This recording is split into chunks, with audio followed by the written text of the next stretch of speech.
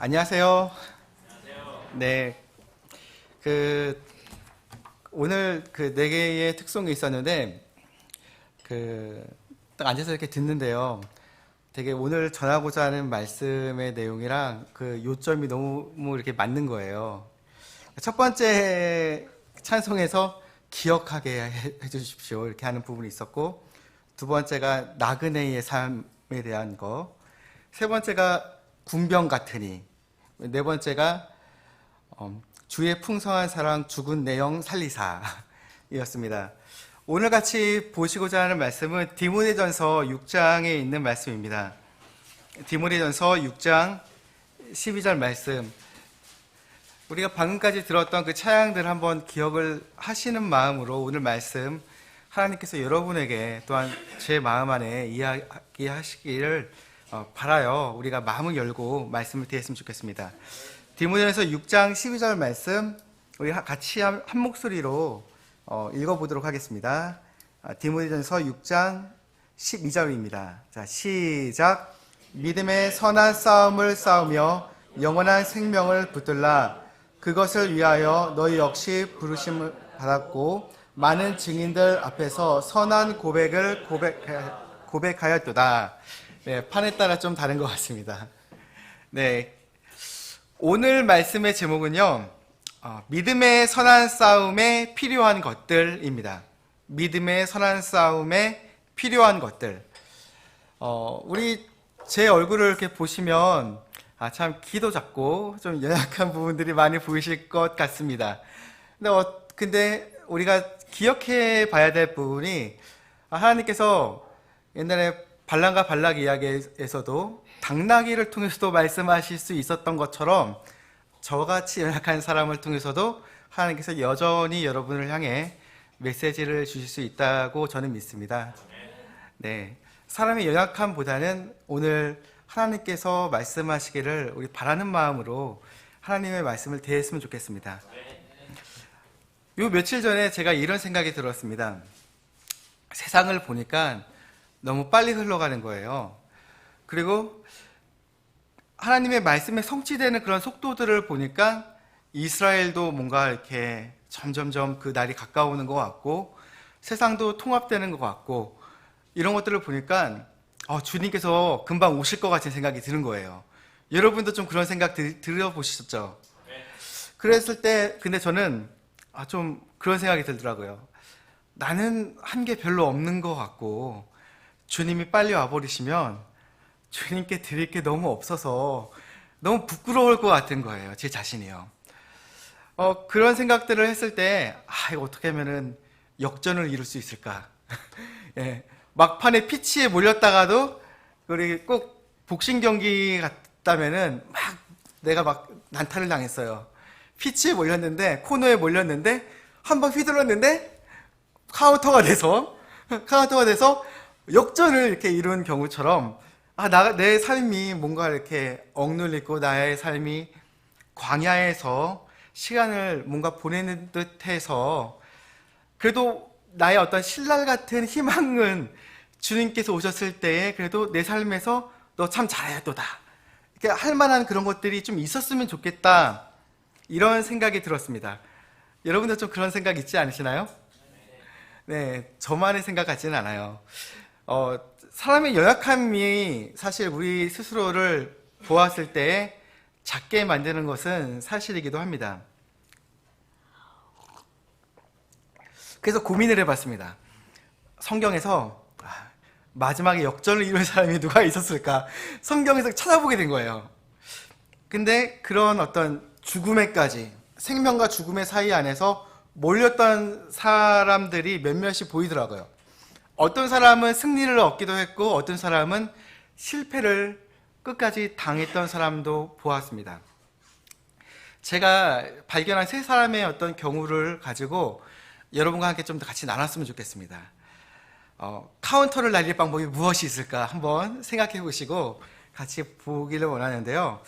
먼저 교훈이 될 만한 마지막까지 몰렸던 사람의 경우는 첫 번째 사람은 삼손의 경우입니다. 삼손은 우리가 잘 알다시피 사사기 13장부터 16장까지 얘기가 나옵니다. 그는 태어나기 전부터 하나님께서 지정하여 주님의 어떤 영광을 위해서 선택받은 도구였습니다. 구별되어진 사람이었고요. 하나님의 임재가 떠나지 않는 사람이었고요. 하나님의 막강한 권능이 그의 삶 안에 드러났습니다. 당나귀뼈, 턱뼈만 들어도 수천 명씩 우리 이렇게 두더지 게임을 하듯이 다다다다다다다 그렇게 돼서 그랬던 삶을 살았던 사람이었습니다. 근데 문제는 그가 육신과 정욕과 이와 같은 것으로 인해서 삶을 낭비했고 막판에 가서는 어떻게 됐나요? 죽음에까지 몰렸다는 것이죠. 분명히 하나님께서는 자유로우시고 권능으로서 자녀의 삶 안에 임하시지만 그것을 위축되게 만들 수 있는 것이 한 가지가 있는데 그것은 우리가 잘 아는 죄입니다. 하나님의 자유로운 어떤 그 행로들을 가지시고 우리의 삶 안에 분명히 자신의 어떤 권능을 옷 입혀주기를 원하시지만 우리가 죄를 짓게 되면 하나님과의 교제가 끊긴다는 것을 삼손의 경우를 통해서 우리가 잘 보게 됩니다. 안목의 정욕을 바랐던 그가 눈이 뽑혀버렸고요. 하나님의 약속과 임재를 보였던 그 아름다운 머리털 잘려버렸고요. 그리고 그가 그의 삶을 통해서 하나님의 임재가 보였기에 하나님이 영광 받으셨지만 막판에는 물레나 돌리며 하나님의 이름 또한 같이 자신과 더불어 모욕받고 있는 상황에 그는 몰리게 되었습니다. 곧 죽는 상황까지 몰리게 됐던 것이죠. 근데 사사기 16장을 보게 되면은 그가 막판에 역전을 이룬 우리가 잘 아는 이야기가 나오게 됩니다. 28절까지 28, 29, 30절을 제가 읽어드리면 사사기 16장입니다. 삼손이 주께 부르짖어 이르되 오 주 하나님이여 간구하옵나니 나를 기억하옵소서. 오 하나님이여 간구하옵나니 이번만 나를 강하게 하사 블레셋 사람들이 내 두 눈을 뺀 것을 단번에 원수 갚게 하옵소서 하고 그 집을 지탱하며 받쳐주는 두 개의 중간 기둥을 하나는 왼손으로 하나는 오른손으로 잡고 이르되 나를 블레셋 사람들과 함께 죽게 하소서 하며 힘을 다하여 몸을 굽힘에 그 집이 곧 무너져 그 안에 있던 영주들과 온 백성을 덮으니 이처럼 삼손이 죽을 때에 죽인 자가 살았을 때에 죽인 자보다 많았더라. 삼손이 죽을 때에 그 대적들을 죽인 자들의 숫자가 그가 살았을 때에 죽였던 사람들보다 더 많았다고 합니다. 어찌 보면은 하나님께서는 우리가 가장 미천해 보이는 가장 연약한 시점에서도 우리를 아주 크게 영화롭게 사용하실 수 있다는 것을 성경에 보여줍니다. 하늘의 미랄이 땅에 떨어져서 그냥 가만히 있으면은 그대로 있겠지만 죽어서 심기면은 많은 열매를 맺는다는 것을 볼 때에 우리가 그리스도인의 삶, 그리스도와 함께 죽은 자라면 나의 육신으로 주님을 위해 열심히 노력한 것보다 주님과 함께 죽고 부활한 자의 삶이 더 큰 열매를 얻는다는 것은 성경이 말하는 바이기도 합니다. 그가 죽을 때에 죽인 자의 숫자가 살았을 때 그처럼 수고하며 노력했던 그 숫자보다 많았다는 것은 우리에게 어떤 큰 소망을 우리에게 던져주고 있습니다. 어찌 보면 하나님은 삼손과 같이 혹 우리와 같은 연약하기에 죄를 지을 수밖에 없는 사람도 여전히 붙잡고 계시는 자신의 신실함으로 인해서 여전히 우리가 연약할 때에도 도와주실 수 있다는 것입니다. 우리가 주님께 간구하기만 한다면요. 하나님은 자신의 신실함에 따라 우리를 대우해 주시는 것입니다. 우리의 연약함에 따라 우리가 꺾이고 항상 결핍한 존재일 수밖에 없는 우리의 수고에 따라 우리를 대접하시는 게 아니라요. 자신의 신실하심에 따라 한다는 것입니다. 첫 번째 경우입니다. 죽음까지 몰렸지만 승리를 얻은 첫 번째 사람입니다. 두 번째 경우의 사람을 한번 보고 싶은데 이 경우는 슬프게도 죽음에까지 몰렸지만 실패한 사람의 경우입니다. 이 사람은 이름이 사울입니다. 잘 아는 이름이실 것입니다. 사울은 왕이었습니다. 하나님께서 이스라엘 가운데 왕을 한 명 뽑아야겠다 했을 때 말 그대로 수백만 명 중에 남자들 중에 뽑고 뽑아서 뽑은 이가 누구요? 사울이었습니다. 생각해 보세요. 우리가 만약에 우리 교회에서 한 명 주님을 위해서 앞장서야 된다 하면은 아마 우리 목사님을 하나님께서 딱 선택해서 선물로 주셨으니까요. 딱 대장으로서 이렇게 선택하실 겁니다. 근데 온 이스라엘 중에 한 명을 뽑고자 했을 때 하나님께서 뽑은 이가 사울이라는 걸 생각했을 때 하나님께서 다른 수많은 사람보다 얼마나 큰 관심과 사랑을 그에게 베푸길 원하셨는지 우리가 생각해 볼 수 있습니다. 게다가 하나님의 기름 부음을 받은 하나님의 왕이기도 하였습니다. 첫 번째 왕, 할례에 속해서 언약에 들어와 있는 하나님의 복을 받은 자였고요. 또한 게다가 그는 그의 삶 가운데 블레셋과 수많은 전쟁을 해서 실질적으로 이스라엘에 있어서 블레셋으로부터의 구출이 되어준 구출자이기도 했습니다. 예.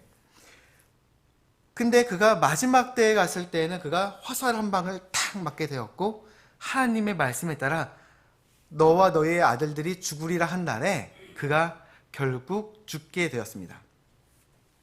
길보아 산에서 화살을 맞고 쓰러지는 광경이 우리 성경에서 사무엘상 31장 맨 마지막 장에 잘 나와 있습니다. 3절부터 조금 읽어보게 되면은 싸움이 사울에게 심히 불리하게 되어 활 쏘는 자들이 그를 맞춤에 사울이 그 활 쏘는 자들로 인하여 크게 다치니라. 이에 사울이 자기 병기를 드는 자에게 이르되 내 칼을 빼어 그것으로 나를 찌르라. 이 할례 받지 않은 자들이 와서 나를 찌르고 능욕할까 염려하노라 하니 그의 병기 드는 자가 심히 두려워하여 하려 하지 아니하므로 사울이 칼을 취하며 그 위에 쓰러짐에 자살한 것이죠. 그 다음 절을 보니까 그의 병기를 드는 자가 사울이 죽은 것을 보고 자기도 마찬가지로 자기 칼 위에 쓰러져 그와 함께 죽으니라. 그의 죽음은 어떻게 보면 옆에 있는 사람까지도 같이 죽게 되는 상황까지 몰게 되었습니다. 언약도 그의 것이었고 기름 부음도 그의 것, 할례를 통해 하나님의 언약 안에 있는 것, 약속들도 그의 것, 하나님의 임재도 그의 것이었습니다. 근데 그는 몰렸을 때에 하나님께 간구하지 않았습니다. 물론은 하나님께서 약속하셨죠. 말씀하셨죠. 너가 반드시 죽는다. 이날 죽는다. 근데 말씀대로 죽는 거는 기정사실이죠. 근데 명예롭게 죽을 수 있는 방법은 있었어요. 하나님께 부르짖을 수 있었어요. 근데 그는 기도하지 않았고 부르지 않았습니다. 진정 왜 그는 부르지 않았을까 저는 한번 고민을 해봤습니다.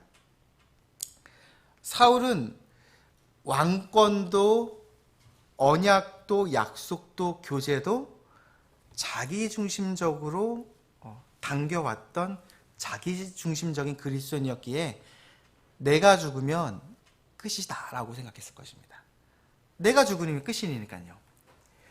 자기중심이긴 사람은 나의 문제에 나의 상황에 집중되어서 주변을 보지 못합니다. 또한 더 높이 계신 하나님을 보지 못하게 됩니다. 문제가 크게 보이게 되면 그 문제만 집중하게 됩니다. 생각도 마비가 되고 근심 걱정이 그 문제가 더 크도록 후광의 역할을 하게 됩니다. 그랬을 때 누군가가 그럴 수 있겠죠. 하나님께 대한 믿음을 가지세요. 그러지 않습니까? 그럴 때 아마 이런 얘기를 할 수 있을 거예요. 당신이 내 상황이 안 되어서 그렇게 말하시는 거예요. 내 상황이 돼보세요. 그런 말 못 하실 거예요.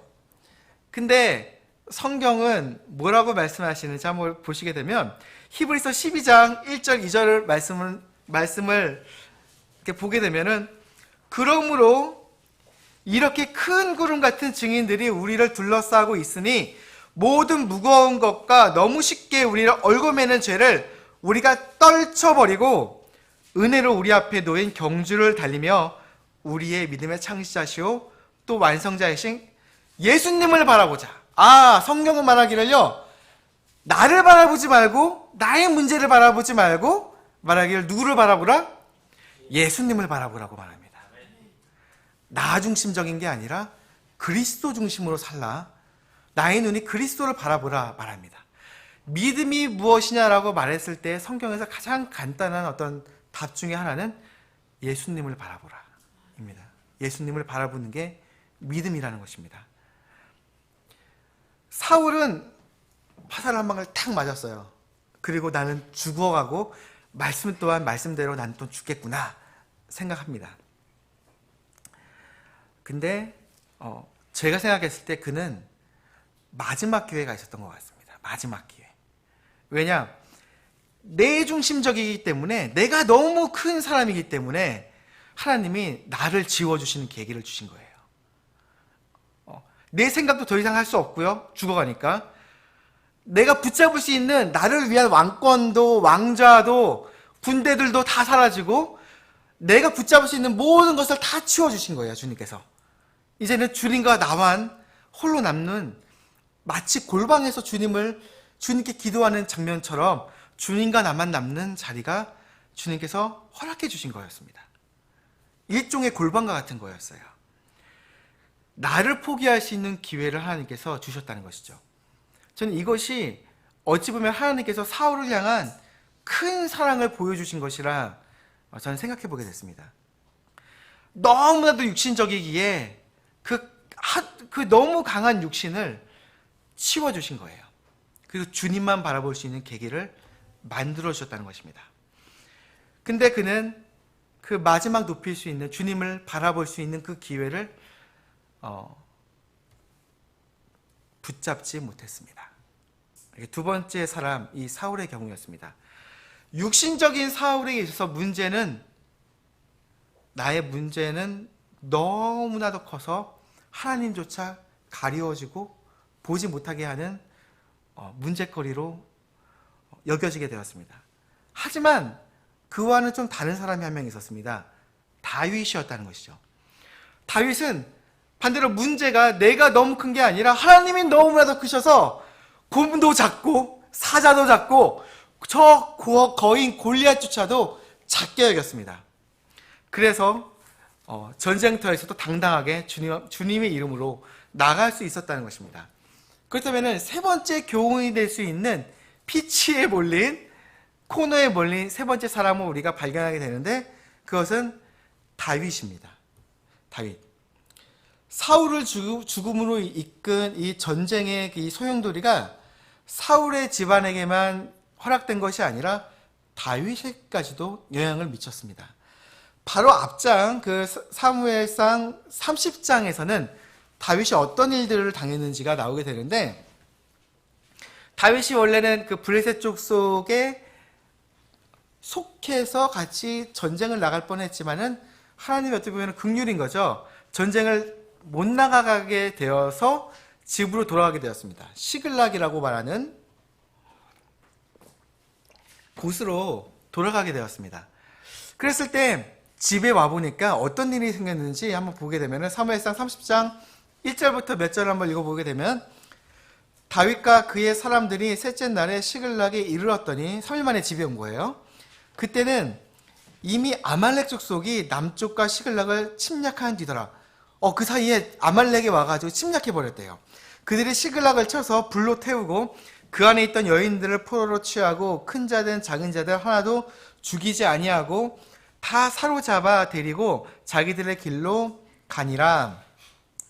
이처럼 다윗과 그의 사람들이 도시에 이르니 보라, 도시는 불탔고 자기들의 아내와 아들, 딸들은 포로가 되었으므로 그때 다윗과 그와 함께 있던 백성이 더 이상 울 힘이 없을 때까지 소리 높여 울었더라.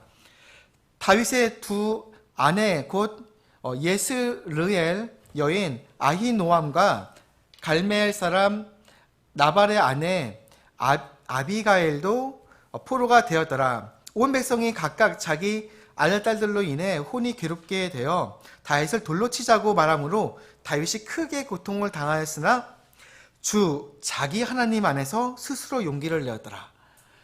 전쟁에 나갔다가 집에 돌아오니까 소위 말하는 빈집털이를 당한 거예요. 자기네 집이 완전 불타졌고 재물도 다 사라졌고 처자식들이 다 사로잡혀서 어디론가 사라져버린 거예요. 모든 사람들이 이제는 그 사람들과 함께 하루 종일 앉아가지고 눈물을 흘리며 소리 높여 울었습니다. 그러더니 그 사람들의 결론이 누구 때문? 저 다윗 때문. 저 다윗을 죽이자. 사람들이 돌을 들어가지고 다윗을 향해서 돌을 치려고 하는 상황이었습니다. 말 그대로 모든 걸 잃었죠. 재물이고 처자식이고 집이고 다 잃었고요. 자기를 따르던 그 사람들조차도 이제는 너를 죽이겠다고 돌을 들었습니다. 다윗의 그 광야의 생활은 약 10년이었다고 말합니다. 10년의 결론이 어떻게 끝나고 있습니까? 시글락에서 모든 걸 잃고 죽게 되는 상황까지 피치에 몰리게 되었다는 것입니다. 이 상황에서 이 10년의 고생을 생각했을 때에는 다윗도 하나님께 따질 말이 있었을 것 같아요. 하나님, 10년의 결과가 이것입니까? 예. 10년 동안 나를 불리시고 불려셔가지고 그 사울의 창을 피해서 나를 그래도 도망다니게 하셨는데 결국 이겁니까? 다윗 또한 하나님께 대꾸할 수 있었는데 그는 10년 뒤에 뭔가 변화된 게 있었던 것 같습니다.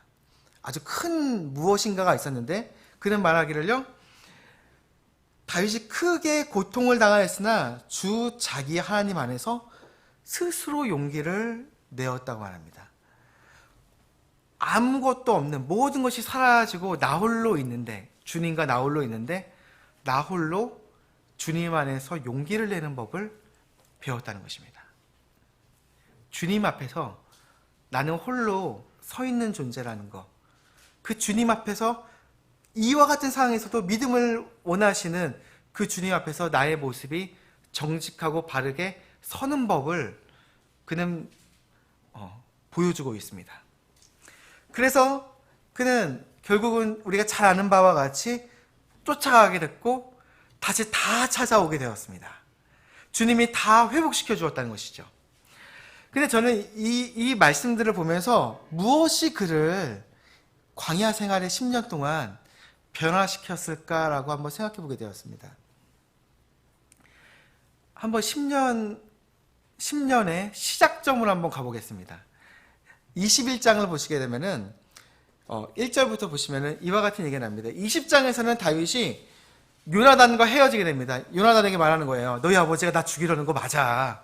그러니까 다윗이 그처럼 말하니까 요나단이 아닐 거야. 그런데 아버지한테 확인하니까 어때요? 아버지가 진짜 죽이려고 하네요. 그래가지고 다윗한테 위로해주고 다윗과 헤어지게 됩니다.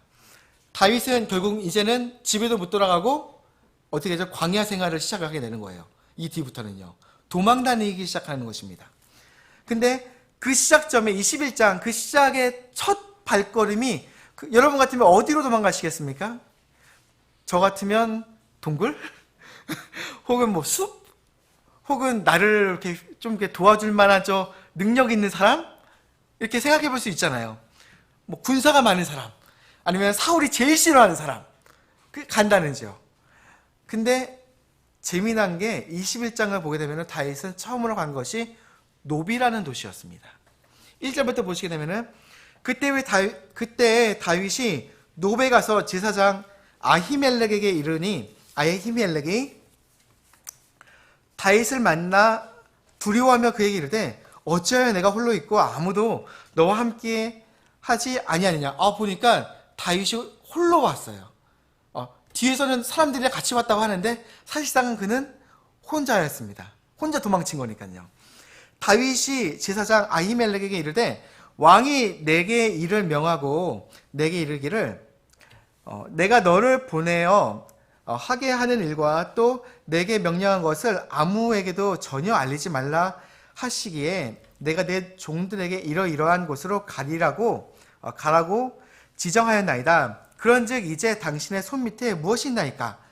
빵 5개나 무엇이든지 거기 있는 대로 내 손에 주소서 하며 제사장이 다윗에게 응답하여 이르되 내 손 밑에 보통 빵은 없으나 거룩한 빵은 있나니 최소한 그 청년들이 여자들을 가까이 하지 아니하였으면 주리라 하며 다윗이 제사장에게 응답하여 이르되 진실로 내가 떠나온 이후로 우리가 이 사흘 동안 여자를 가까이 하지 아니하였나이다.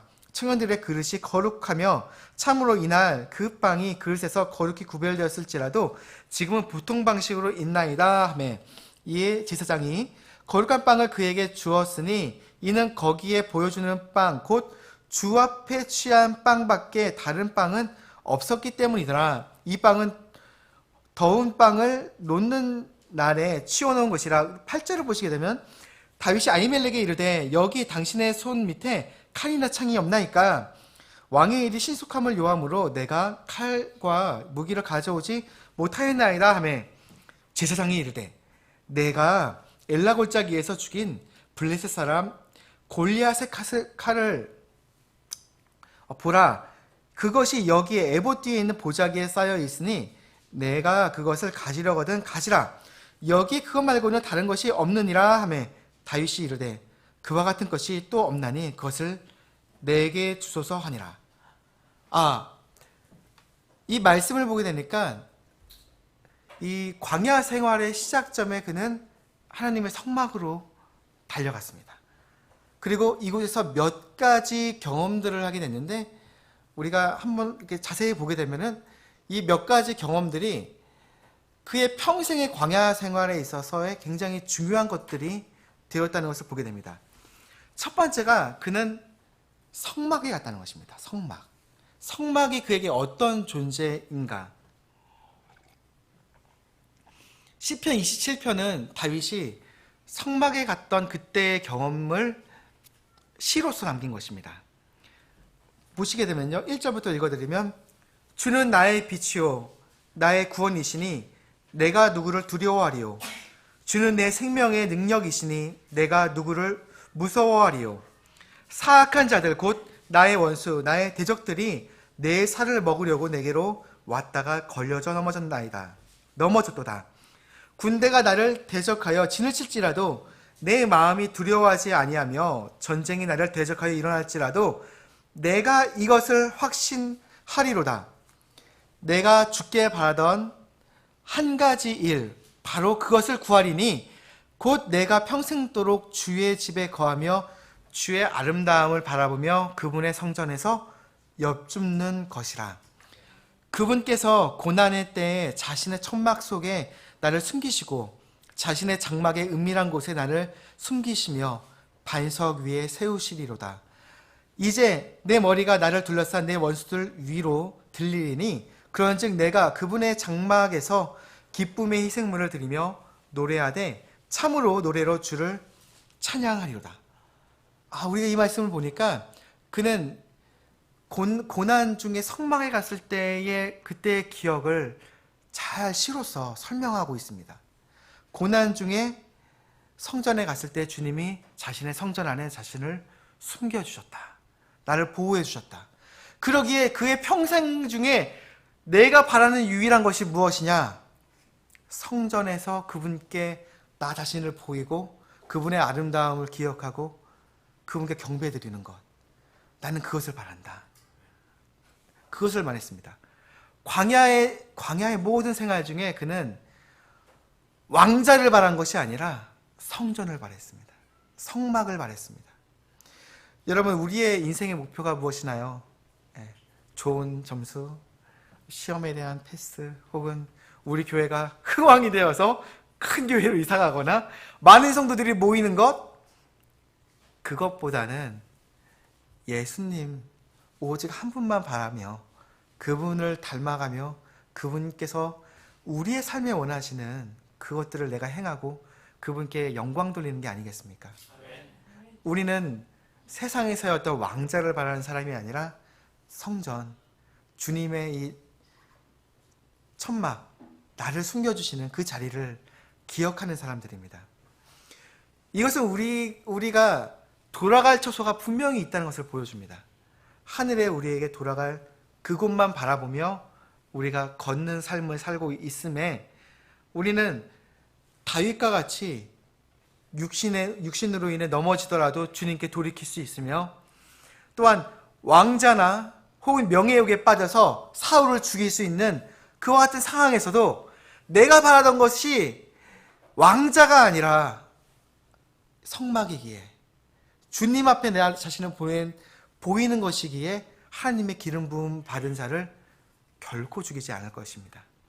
우리는 우리의 중심이 오직 하늘만 바라보며 살아야지 우리가 넘어지더라도 일어설 수 있고 주님께서 원하시는 삶으로 우리가 걸어갈 수 있을 것입니다. 두 번째 경험이 있는데, 그것은 에봇 뒤에 쌓여져 있는 것이 하나 있었는데, 그것이 바로 골리앗의 칼이었다는 것입니다. 사실 골리앗을 죽였을 때 그가 그의 그 무기들을 가지고 자신의 청막으로 가져왔다고 성경은 말해요. 근데 어쩐 일인지, 뭐 분실을 했든지 어떤 일인지 그것이 사라졌어요. 그의 삶 가운데에 없어졌어요. 그리고 자기는 어떻게 하고 있었나요? 사울 왕을 섬기다가 계속 죽을 뻔한 그런 상황들을 겪게 되고 겨우겨우 목숨만 피해서 성전에 갔는데 나는 뭐를 찾고 있었어요. 근데 주님께서 나를 위해 뭔가를 준비하고 계셨던 거예요. 이미 에봇으로, 즉 제사장, 즉 주님의 임재를 보이잖아요. 제사장이 입는 옷이니까요. 에봇의 그 뒤에 있는 천으로 쌓여서 이미 골리앗의 칼이 나를 기다리고 있었습니다. 주님이 나를 위한 승전의 그 경험을 기억나게끔 해주신 거예요. 우리의 삶 가운데도 그런 것이 있지 않습니까? 이전에 주님과 더불어 크게 승리했던 경험들, 여러분 혹시 있으시죠? 없으시나요? 있으실 것입니다. 내가 혹은 주님과 맛보았던, 주님과 나만이 아는 첫사랑의 경험, 나만 알잖아요. 주님과 나만 아는 거예요. 그와 같은 것이 우리의 삶 안에 있을 텐데, 그가 광야 생활 동안에 칼을 딱 하니 차고 다니면서 그는 기억할 것입니다. 계속 앞으로 실패의 삶이에요. 광야 동안에 고생과 수고의 삶이지만 주님은 나의 손 안에 골리앗의 칼을 쥐어주셔서 그 승리의 경험을 기억하게 해주시는 거예요. 걱정 마, 내가 있어. 너 승리할 수 있어. 내가 원하는 때에 너는 승리할 수 있어. 그 말씀의 검을 너가 가지고 있어. 나를 기억하렴.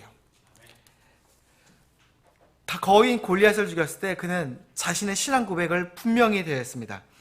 자신의 싸움은 만군의 주의 이름으로 행하는 것이었고요. 또한 이스라엘의 하나님의 계심을 보여주는 싸움이었고요. 또한 더욱 분명하게 말하기를 주께서는 칼이나 창으로 구원하지 아니하심을 보이는 싸움이었다는 것입니다. 그의 칼은 그가 손에 쥘 때마다 기억하게 만드는 것입니다.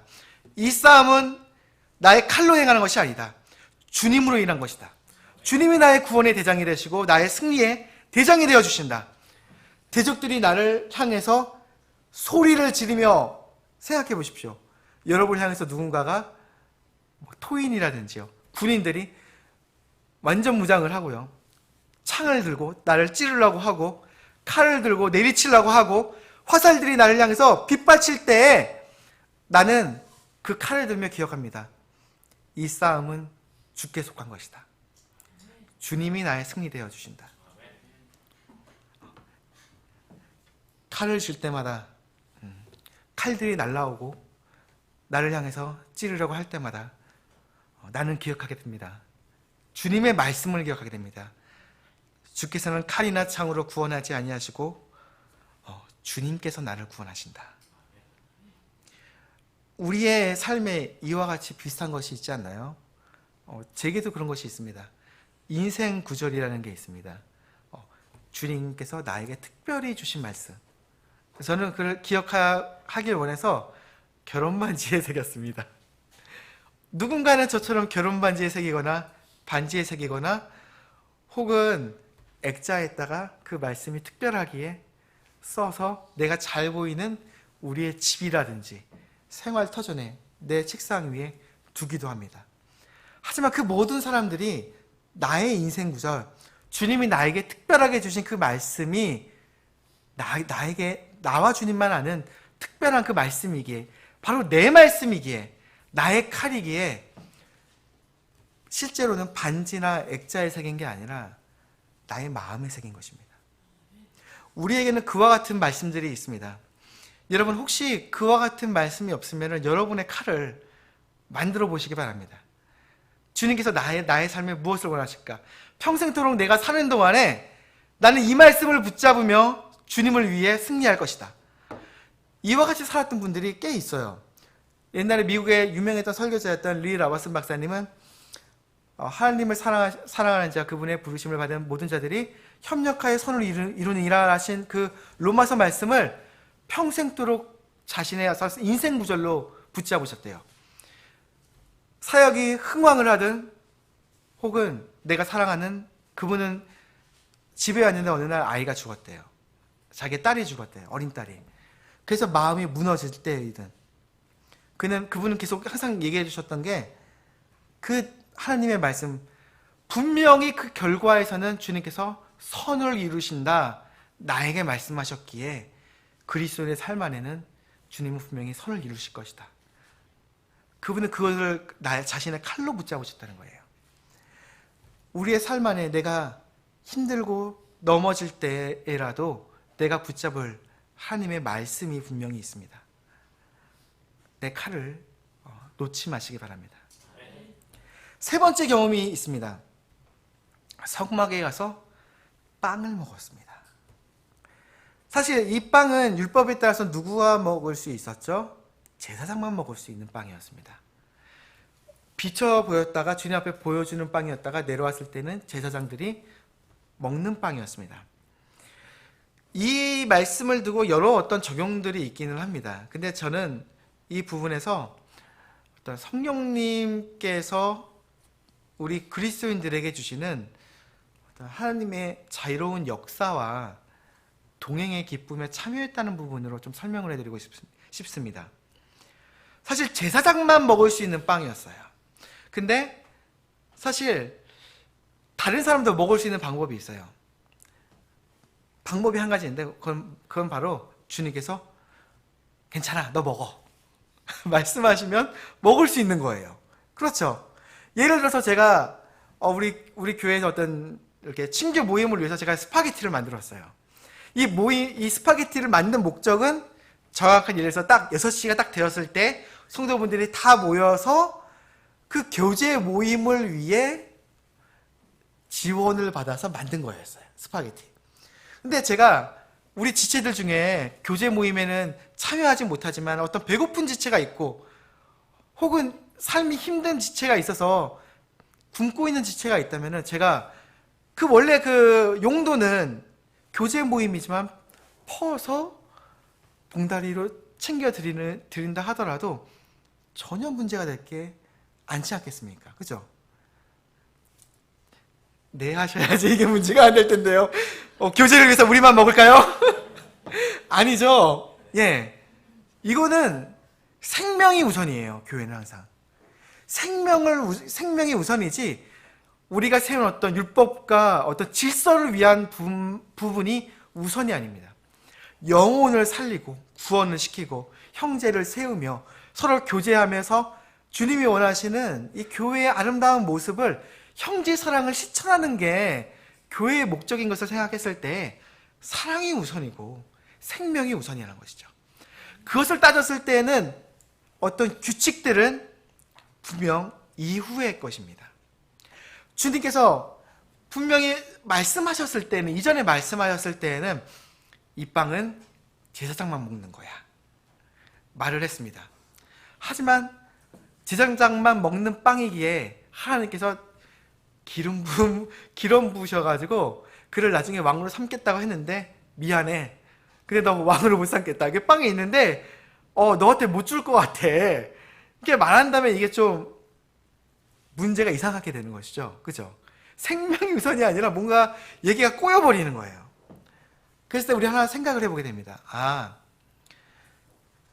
고린도전서에서 말하기를 누구든지 주와 결합되는 자는 한 영이니라. 주님과 결합되어 사는 사람은 주님께서는 너와 내가 하나 된 존재이다, 이렇게 말씀하십니다. 교회는 주님과 하나 된 몸을 말합니다. 동일하게 주님의 기름 부음 받은 자는 어찌 보면 우리가 나중에 주님을 통해서 얻게 되는 우리의 하나의 직분이기도 합니다. 제사장이요 왕이기도 하지 않겠습니까? 그랬을 때 주님은 우리를 세워주기 원하시기에 항상 모든 것은 생명 우선이라는 것을 먼저 생각해 보게 됩니다. 주님과 결합한 존재이기에, 하나된 존재이기에 그리스도인은 분명히 자유로운 행로를 따라 걷는 삶을 살 수가 있습니다. 우리가 구원받은 다음에 우리는 성령님 안에서 자유롭게 걸어가는 삶을 살고 있음을 우리는 생각해 보게 됩니다. 율법에 따라서는 분명 먹지 못할 빵이었지만 굶주린 나를 위해서 주님께서 나에게 어떤 빵을 나에게 주셨는가? 그러니까 어느 누구도 범접할 수 없는 거룩한 빵을 주님께서 나를 위해서 긍휼히 나에게 내려주셨다는 겁니다. 예수님은 정말 이것을 보여주세요. 우리가 범접하여 하나님께 나아갈 수 없는, 도대체 하나님의 아들을 내가 먹는다니, 그분의 생명을 받는다니 말도 안 되는 일이죠. 근데 주님께서 죄된 우리를 위해서 육체를 입고 이 땅에 내려오셔서 생명의 빵이 되어서 우리를 먹여주셨다는 것. 정말 아마 다윗은 이날 정말 그 소위 우리가 말하는 눈물 젖은 빵을 먹었을 것 같습니다. 나를 위해 어떠한 사랑을 나에게 보여주셨는가, 주님께서. 여러분, 주님께서 우리에게 어떠한 사랑을 베푸셔서 우리가 하나님의 아들들이라 부르게 하셨습니까? 예수님의 십자가는, 그분의 찢기심은, 그분의 이 생명의 빵이신 주님의 찢기심은 너무나도 분명히 이 사실을 보여주고 있습니다. 거룩하신 하나님께서 생명의 빵으로서 나에게 와주셔서 우리가 먹을 수 있게 해주셨다는 것. 그러면 이 세 가지를 한번 기억하면서 결론을 내보게 됩니다. 믿음의 선한 싸움을 위해 빛이 몰렸을 때에 주님께서 우리에게 스스로 용기 내는 법을 낼 수 있는 무언가를 위해서 우리의 삶 안에 경험들을 기억하게 해주신 겁니다. 세 가지. 다윗의 경우에는 그 광야의 시작점에서 가르쳐 주신 것입니다. 첫 번째가 우리가 사모할 본향이 있으십니까? 여러분, 우리에게 사모할 본향이 있으시나요? 네, 지금 우리가 사모하시길 바랍니다. 두 번째, 내가 붙잡고 있는 승리의 경험을, 그러니까 내가 붙잡고 있는 승리의 경험을 나에게 주었던 하나님의 말씀이 나에게 있느냐? 개인적으로 하나님께서 나에게 주신 말씀, 다시 취해서 그 칼을 붙잡으시기 바랍니다. 내가 지금 너무나도 피치에 몰려서 승리의 경험이라고는 도저히 생각이 안 나는 상황이라면 그 칼을 붙잡으시기 바랍니다. 내 허리춤에 여전히 차고 있었던 그 승리의 경험을 붙잡으시기 바라고, 분명히 내가 골리앗을 죽였던 자였지, 이 전쟁은 주님께 속한 것이었지, 이스라엘의 하나님의 계심을 보여주는 싸움이었지, 칼과 창으로 주님은 구원하지 아니하시고 주님 자신이 구원하신다는 것, 나의 구원의 대장께서 계셨지, 그 말씀을 나의 손으로 붙잡으시기 바랍니다. 이게 두 번째 것입니다. 세 번째는 도저히 내가 받지 못했던 주님의 긍휼, 내가 받아본 그 주님의 긍휼을 기억하시기 바랍니다. 그 눈물 저었던 그 빵, 주님은 그때를 기억하게 된다면, 나와 같은 미천한 자를 생명으로 인도해 주셨지, 내가 정말 눈물을 흘리며 주님을 찾았을 때 나를 건져 주셨었지, 이처럼 좋은 교회를 주셨는데, 사랑하는 지체를 나에게 주셨는데. 여러분, 다시 한번 만약에 여러분의 삶 가운데 코너에 몰려 계시다면 이 세 가지를 기억하셔서